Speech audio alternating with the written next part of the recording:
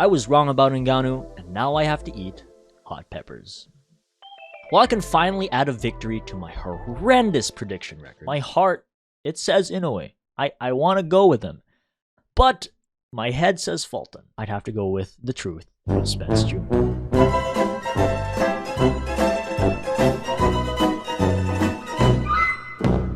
There's something that all of us boxing fans need to admit.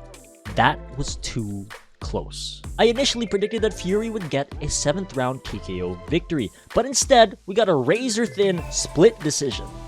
I'm not happy about that. To be honest, Fury looked awful in there. And no, I'm not trying to make any excuses for Fury. If you genuinely compared how he's fought previously, you could tell how bad he looked by comparison. He looked clunky, slow, off rhythm for most of that fight. Whether that be a lack of preparation, age, or Ngannou genuinely giving Fury a hard time, he looked pretty bad. In my very casual, non-professional opinion, Fury's footwork was to blame. Fury lacked that sort of twitchy, lateral movement that we're so used to seeing, instead opting to go straight in and straight out of engagements, oftentimes even neglecting to use his reach and fighting on the inside. And fighting on the inside is Ngannou's strong point. When we look at the knockdown, Fury repeats the same exact hook-straight combo twice in a row, which is generally not something you should be doing as it gives your opponent an opportunity to counter. On top of that, Fury went straight in and straight out with no angle changes or any lateral movement. Lo and behold, Fury steps into the same combo and Ngannou counters with the left hook, which causes Fury to go off balance. However, I still feel that Fury edged it by using his jab and his overall ring generalship. While I did personally score this 95-94, this could have gone either way.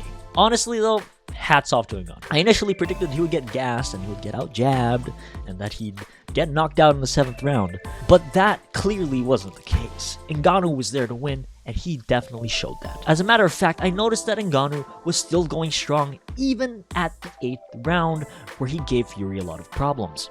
Ngannou was essentially stalking Fury that whole round, not seeming to let off the gas.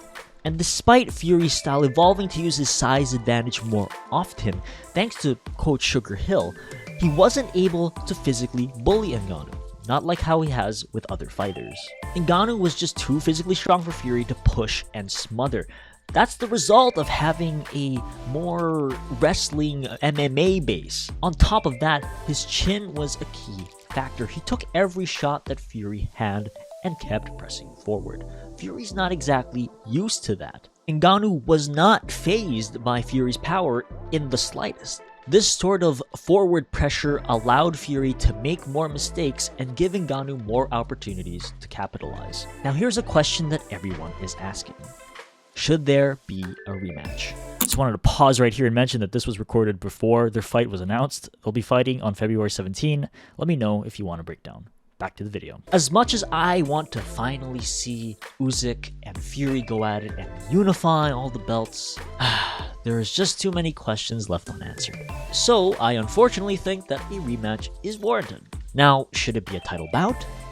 Well, I don't know. Ngannou is ranked by the WBC now, so he is eligible to fight for a title. So it is very possible that these two could fight for the title. If the rematch between Ngannou and Fury doesn't happen, I really want to see Ngannou versus Wilder. I really want to see that.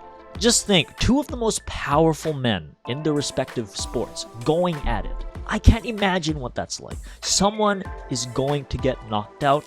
Let me know if you guys want me to make a video on Wilder and Ngannou possibly matching up. I think that is a very exciting matchup. To conclude, while this was a victory for Fury on paper, Ngannou came away with the moral victory. Ngannou came from nothing, dirt poor, went to the UFC, became the UFC champion, switched sports, and nearly derailed the lineal WBC Ring Magazine Heavyweight champion of the world, who is considered the #1 heavyweight in the world. That's insane. So I'm giving Ngannou his flowers. He definitely deserves it.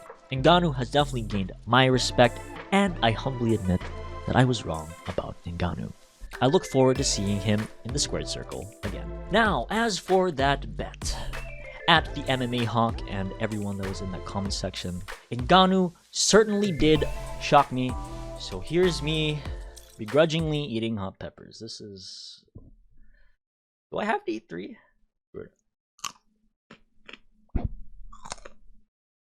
They're real. Oh.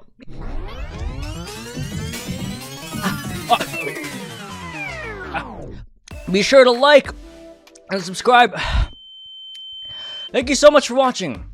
And this has been Gino's Fight Corner. Oh, this was a bad idea.